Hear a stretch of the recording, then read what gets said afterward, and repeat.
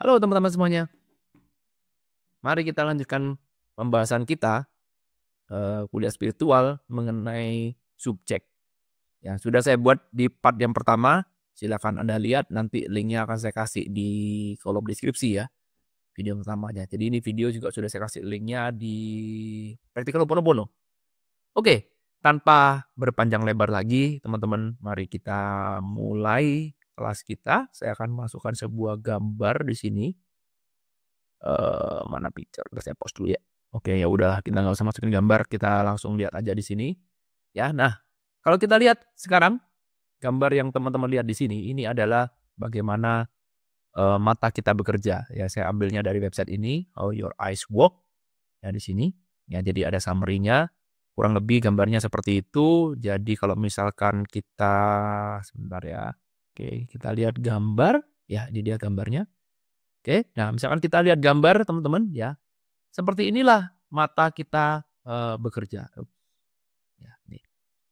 Ya. Nah, kalau kita lihat di sini misalkan kita melihat gambarnya Mona Lisa di sini, ya, maka ini sebenarnya diterima oleh pupil, ya, ini yang menangkap cahaya. Kemudian di sini ada lens, ada lensa, dan kemudian ini ada retina, dan kemudian ini nanti akan disambungkan ke otak kita. Ya, lalu kemudian otak kita menerjemahkan ini sebagai gambar dari Mona Lisa. Jadi sebenarnya kalau misalkan kita mau lihat secara ilmu pengetahuannya, secara scientificnya, bahwa gambar Mona Lisa yang kita lihat ini sebenarnya adalah cahaya, betul nggak? Ya, bahwa ini ada cahaya yang ditangkap oleh mata, dan kemudian cahaya itu diterjemahkan dalam sebuah gambar, ditranspose dalam sebuah gambar, diterjemahkan gitu ya. Lalu kemudian gambar itu diberikan meaning oleh otak kita. Ya, jadi alatnya untuk menangkap cahaya itu adalah mata. Mata ini adalah tools untuk menangkap cahaya dari dunia luar. Ya. Nah, semua itu bermula dari sini, teman-teman. Jadi kalau misalkan kita melihat sebuah objek, ya kita balik lagi ke sini. Misalkan kita melihat sebuah objek sesuatu, ya kita lihat di sini. Ya, misalkan ini adalah orang, ya. Lalu kemudian kita melihat sebuah objek, apapun objeknya di sini, ya objek. Maka sebenarnya yang dilihat itu adalah sekali lagi adalah cahaya.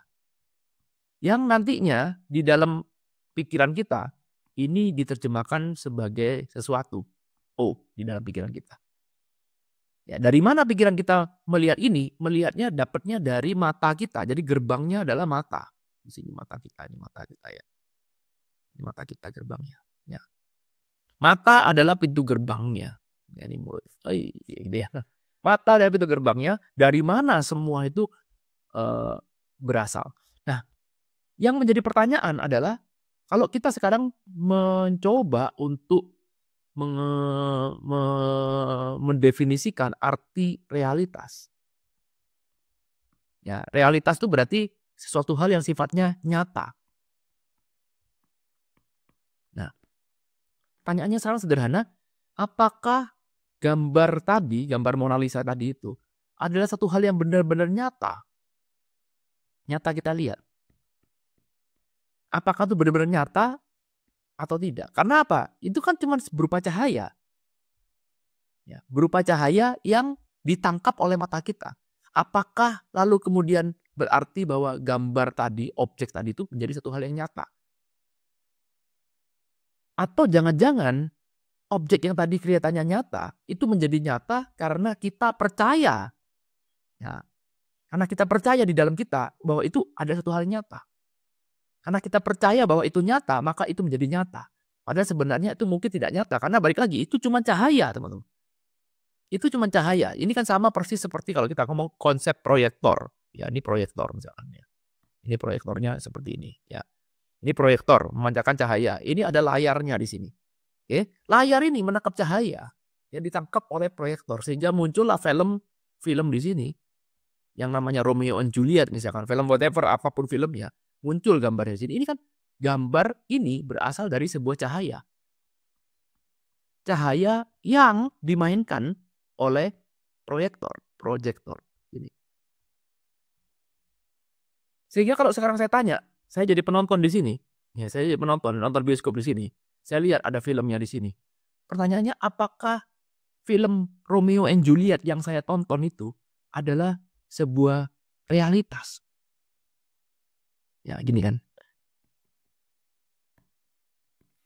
Coba diikuti pelan-pelan ya. Apakah ini ada sebuah realitas? Maka kalau kita pakai analogi bioskop seperti ini, kita tahu bahwa yang kita tonton sebenarnya cuma layar. Kelihatannya seperti nyata. Ya, karena layar ini memancarkan sebuah cahaya. Begitu cahayanya ditutup, teman-teman. Begitu filmnya habis, proyektornya dimatiin. Ya, proyektornya di off, matiin. Boom, selesai. Maka apa yang terjadi? Maka layar akan kembali lagi menjadi layar. Sehingga saya sebagai penonton di sini, saya melihat film ini, saya melihat, oh, ternyata tadi itu cuma proyektor, ternyata cuma layar, cuma film. Artinya film ini tidak nyata. Coba karena pelan-pelan ya. Artinya film ini not real. Lalu yang nyata apa? Ya, yang nyata adalah layarnya, betul. Layar adalah nyata. Layar ini nyata. Layar ini objek yang nyata ya, cuman ya dia menjadi ada. Ya, inilah yang tersisa. Jadi apa yang tersisa, realitas apa yang tersisa ketika proyektornya mati. Dan kenapa film tadi dibilang tidak nyata? Karena film ini memancarkan cahaya. Itu cuma cahaya. Romeo tidak benar-benar ada di situ. Beda dengan kalau kita nonton drama yang dimainkan secara live. Ya, misalkan kamu nonton Sri Mulat, ya, nonton drama teater yang dimana benar-benar orang yang main, nah itu nyata. Karena kalaupun lampunya dimatiin, ya orang itu tetap ada di situ, ya kan? Tapi karena kalau ini film, ini enggak nyata. Karena itu cuma cahaya. Ya, cuma cahaya yang diserap oleh layar, jadilah film itu. Kita yang menonton seolah-olah itu seperti nyata. Nah, jadi kalau kita lihat definisinya nyata dan tidak nyata, kalau seandainya itu benar-benar nyata, maka keberadaan dia tidak tergantung pada cahaya. Karena itu kalau kita lihat, mana yang lebih nyata? Layar. Karena begitu begitu proyektor dimatiin, layar akan tetap ada. Proyektor dinyalain, layar juga tetap ada. Jadi keberadaan layar tidak tergantung pada proyektor. Sementara film yang dia mainkan, itu tergantung pada proyektor. Begitu proyektornya mati, atau film itu tiba-tiba lampu mati di tengah jalan, maka film itu akan berhenti. Karena film itu memang tidak nyata. Keberadaannya tergantung dari proyektor. Cahaya. Itu cuma cahaya yang diterima oleh layar. Nah, kita yang menonton menganggap itu seperti seolah-olah nyata. Karena kita keseret arus. Balik lagi.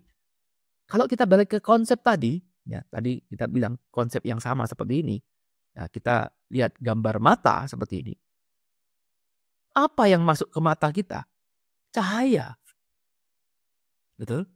Mari kita bermain imajinasi. Seandainya saya tidak bisa melihat. Oke. Maka saya akan punya gambaran Mona Lisa yang berbeda. Benar gak? Ya, saya orang tunanetra. Mata saya tidak berfungsi sejak lahir. Misalkan. Ya. Lalu kemudian kamu bercerita betapa indahnya Mona Lisa. Maka Mona Lisa yang muncul di kepala saya ada satu hal yang berbeda. Kok bisa berbeda? Mona Lisa cuma satu. Berarti kesimpulannya Mona Lisa ini tidak nyata. Ya, kenapa gambar ini nyata? Karena kita melihat cahaya yang sama. Ya, kita melihat cahaya. Balik lagi, semua sumbernya dari cahaya. Begitu cahaya itu mati, atau indera kita tidak bisa lagi menangkap cahaya itu, maka segala sesuatu yang tadinya kita kira nyata, ternyata tidak menjadi nyata. Oke, butuh waktu untuk memahami ini? Boleh, silakan pause dulu video ini. Memang ini materinya agak kompleks sedikit, tapi ikuti aja pelan-pelan. Dan balik lagi, konsepnya ke proyektor, agar kita bisa mengetahui mana yang nyata, mana yang tidak nyata. Oke, mana yang nyata, mana yang tidak. Kenapa? Karena balik lagi, kalau orang mau mengatakan, Pak, saya mau melakukan manifestasi, mau mengubah realitas. Nah, kamu aja tidak mengerti arti realitas itu apa. Bagaimana mau mengubahnya? Apa sih yang disebut dengan realitas? Apa yang benar-benar nyata? Sampailah kita pada sebuah definisi bahwa yang sebenarnya nyata adalah sesuatu yang tetap ada biarpun Atau gini, segala sesuatu yang tetap ada tanpa bergantung kepada suatu hal yang lain. Ya, tadi sama seperti film ini, dia bergantung pada proyektor. Begitu proyektornya mati, pep, udah selesai. Ya, sama juga dengan kita sekarang. Kita melihat segala sesuatu dari mana? Dari mata. Mata itu hanya menangkap cahaya. Satu hal yang bagi kita itu benar-benar real, benar-benar nyata. Ini mata kita ya, ini mata gambar saya jelek. Ya, ini mata kita. Sesuatu hal yang kita kira nyata, ternyata itu cuman cahaya. Begitu cahayanya mati, ya selesai, hilang udah.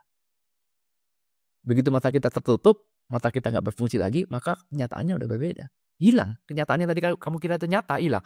Tapi kalau memang benar bahwa apa yang saya lihat itu nyata, maka mata kamu mau ditutup ataupun tidak tutup, maka itu akan tetap ada. Oke, ini perlu pemahaman. Nah, kenapa saya menceritakan ini? Karena ini berkaitan dengan subjek dan objek yang akan kita bahas. Ya. Nah, konsepnya berpikirnya seperti ini. Apa yang membuat objek begitu nyata? Sama seperti bioskop tadi ya. Saya tahu ketika saya nonton bioskop di sini, ya saya nonton bioskop, saya tahu film ini cuman hayalan. Oke, film ini cuman hayal, film ini tidak nyata, film ini cuman karya dari sutradara, orang yang di film itu cuman acting, artinya saya tahu itu tidak nyata. Ya, tetapi supaya saya bisa menikmatin film itu, perhatikan ya kalimatnya. Supaya saya benar-benar bisa menikmati film itu, maka saya harus melekat seutuhnya pada film itu. Karena kalau sekarang saya nonton bioskop lalu kemudian saya bilang, itu mah cuma bohong, ini cuma bohong, ini cuma bohong. Itu cuma ilusi. Lalu kemudian pertanyaan sederhana, ngapain kamu mau nonton bioskop? Ya kan? Kita nonton bioskop kan tujuannya memang mau dibohongin. Artinya kita memang mau ingin melekatkan diri. Melekatkan diri pada objek. Meskipun kita tahu bahwa objek itu tidak nyata. Meskipun kita tahu at the end bahwa itu adalah layar. Meskipun ini bukan pertama kali saya nonton bioskop.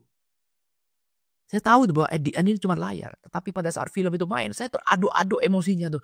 Jengkel banget nih. Kok bisa gini? Saya bisa ikut senang, bisa ikut happy, bisa ikut sedih. Nah memang itu tujuannya nonton film, bener gak? Apa tujuan kamu nonton film? Nonton film adalah I want to experience something. Betul. Saya mau mengalami sesuatu. So, in order for you to experience something, supaya kamu bisa mengalami seutuhnya, semakin kamu utuh, maka syaratnya supaya kamu bisa mengalami sesuatu, maka kamu harus melekat dengan objek secara utuh. Semakin kamu melekat pada objek itu, semakin kamu bisa menikmati. Kamu mendapatkan pengalaman yang semakin baik juga. Apa artinya melekat pada objek? Melupakan konsep bahwa objek itu tidak nyata. Oke. Itu artinya melekat. Melupakan bahwa objek itu tidak nyata. Lalu kemudian kita menganggap, percaya sepenuhnya. Percaya. Believe and surrender. Artinya tidak mempertanyakan bahwa objek itu nyata. Sampai sini bisa ngikutin nggak? Ini artinya.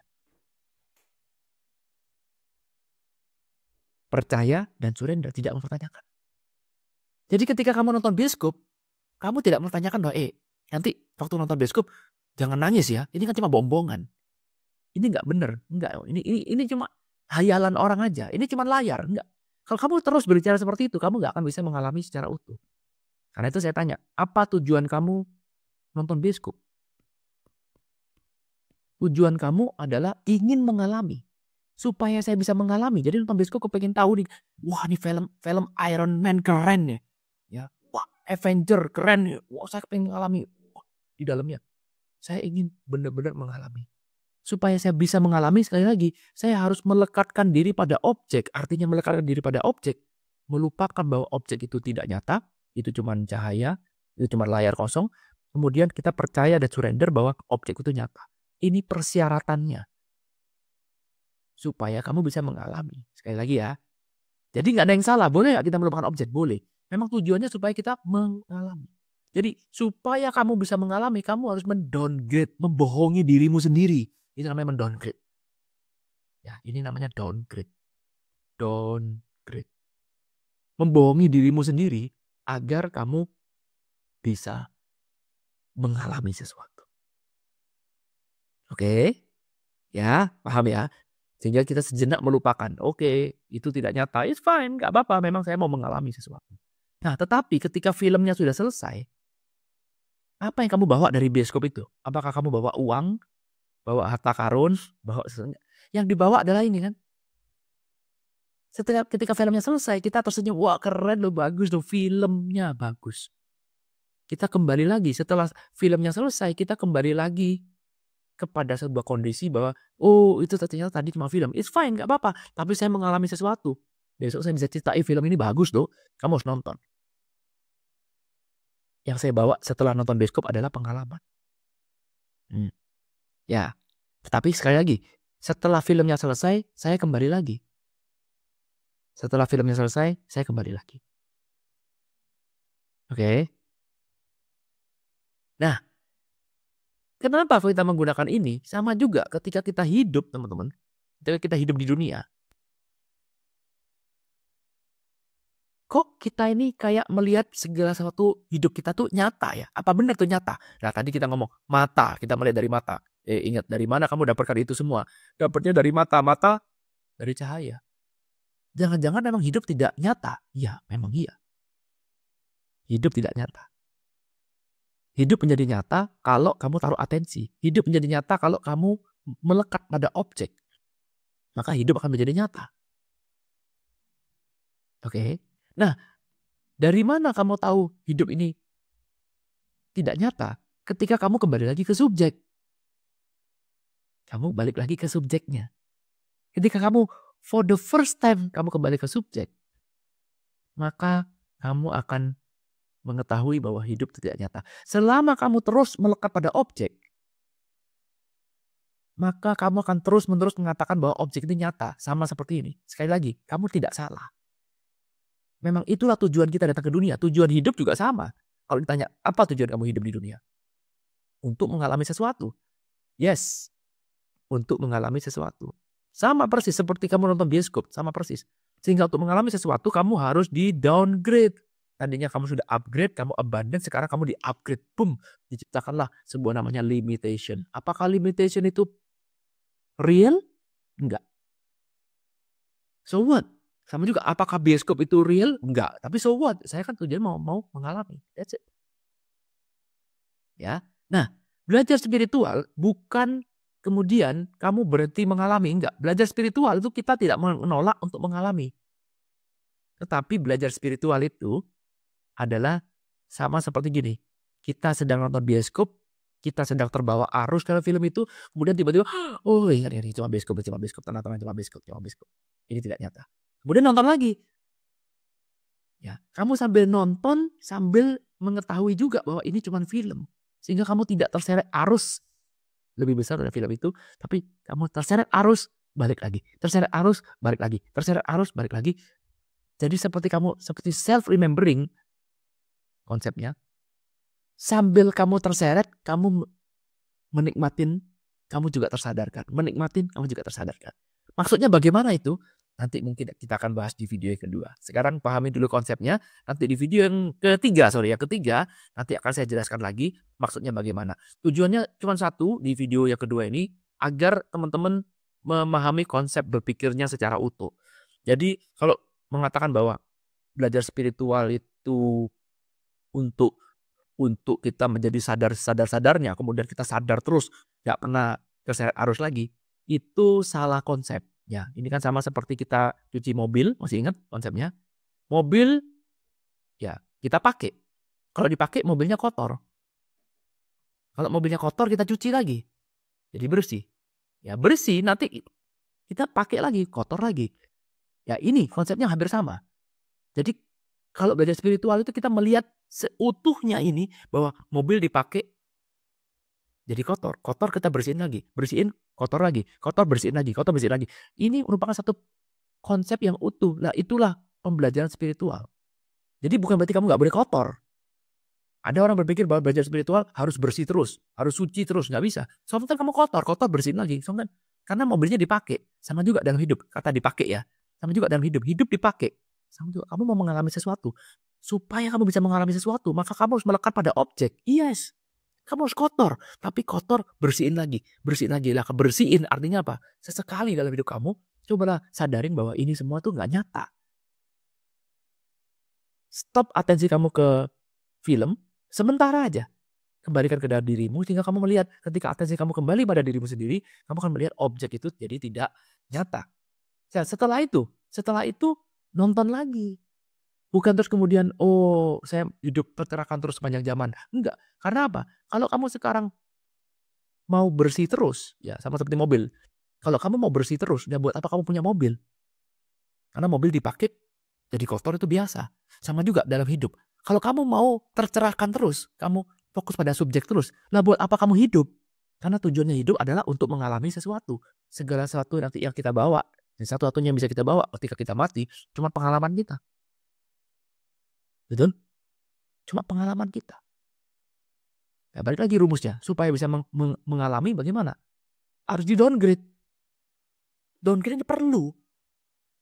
Jadi kalau kamu punya impian spiritual tercerahkan lalu kemudian, wah saya mau kembali ke subjek terus, itu salah jurusan. Ya kalau kamu sekarang fokusnya ke subjek terus, lalu buat apa kamu hidup? Karena kalau kamu sekarang menyadarin bahwa segala sesuatu yang kamu lihat ini cuma ilusi, ya apa nikmatnya hidup? Sama juga dengan kamu nonton bioskop, kamu bilang, ah ini mah bohong, ini mah bohong. Lalu ya mending gak usah nonton, di rumah aja. Ya, kenapa kita mau nonton bioskop? Karena kita mau dibohongin. Selesai. Dan kita menikmatin itu.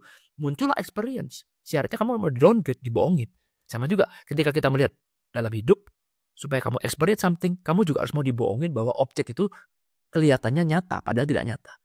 Belajar spiritual itu bukan berarti kita jadi suci terus. Ingat ya, belajar spiritual itu adalah seutuhnya. Kamu menyadari bahwa objek yang kamu lihat tidak nyata, tapi tetap saja kita mau menganggap objek itu sebagai nyata. Tapi kita tahu bahwa itu tidak nyata.